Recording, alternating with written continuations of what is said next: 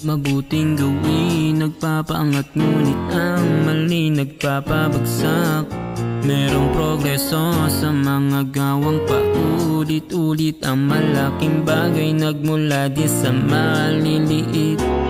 Oh, practice makes perfect, ika nga ng karamihan. Ang matibay na kalidad ay di makikita sa gawa lamang, dahil ito'y mula sa pundasyon ng mga gawang nakasanayan. Ang ating pagkatao'y nabubuo sa kung ano ang lagi nating tinatrabaho. Ang madalas na pagkilos sa utak may mabuting epekto. Ang pinakamabisang sistema para baguhin kung sino ka.